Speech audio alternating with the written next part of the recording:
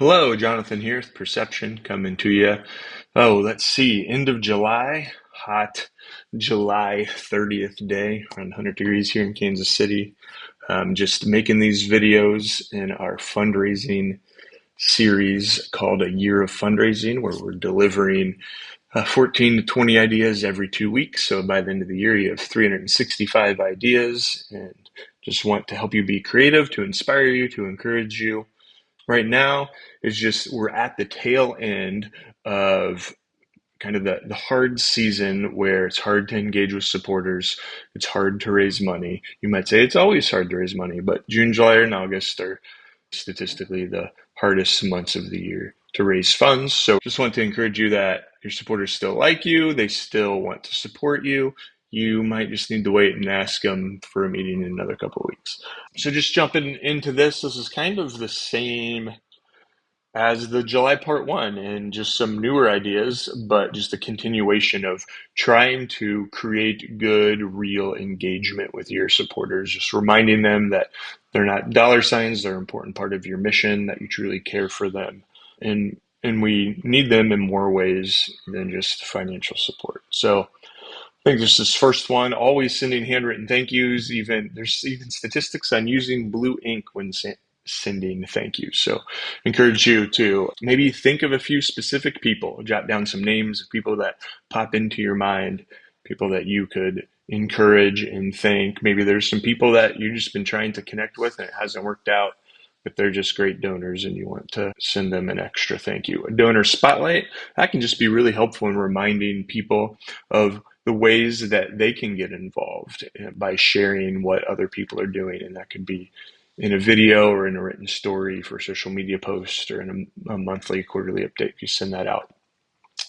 Virtual coffee chats. A lot of folks these days, it can be hard to really take that step and launch into some sort of regular or even just a few times a year virtual meeting with supporters and having it feel like a good community where it's not awkward. But we also have a lot of nonprofits that we work with overseas that rarely come to the US and have a lot of US based donors, and they really like doing these and they work really well. So I encourage you to give those a try. Community workshops. I think that can be really helpful in a way of providing something to the community that supports you.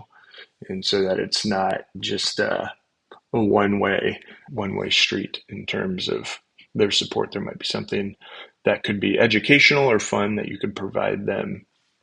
A donor advisory board. Advisory boards are really helpful to really get the ongoing feedback from your supporters of the effectiveness of how you're raising funds, but also in the programs and services that you're offering as an organization. What else jumps out at me? A monthly giving program, maybe sharing financially how your organization is doing and where you're at with committed monthly donors, or even just support that you know is always going to come in every single month because people have reoccurring gifts set up, and then setting a goal and really doing a campaign to reach that goal. And matching gifts can be really helpful in that type of a season. Let's see. Oh, the birthday fundraisers. That's always a big thing on social media. A lot of people pick different organizations. So you could create just some branded marketing materials to encourage that and even provide people that might be interested in that with some materials that they can share about your organization. Let's see. Legacy giving. I feel like that is really a bigger topic that could need some work in preparing for your organization to have a campaign in that. A lot of organizations have a legacy giving page on their website that they share what legacy giving means in different ways that planned giving happens in the world through trusts and donor advised funds, even donating life insurance at the end of a life. You can have that donated ahead of time. So that's just a big deal. And that's just something that you could ask us more about and we could help you with that. And sponsorship ideas. Sponsorship is in terms of like if you have the type of organization where someone could sponsor a child, or maybe you have a back to school program and someone could either give the money to fund a complete backpack full of stuff, or they could bring the items for the kid going back to school. So, but those sponsorship types of giving campaigns is really a great way to help educate and just train donors on how to be generous. A lot of times people just they want to give to something tangible, and that can be exciting, and so those are just great ways to get that started. Oh, you might have heard Lucy, the dog's moving about in the office. I don't know that I've introduced Lucy in a while. There she is down there. Hey, Lucy, come here. Hey, that's a good girl. Are you happy, dog? Yeah.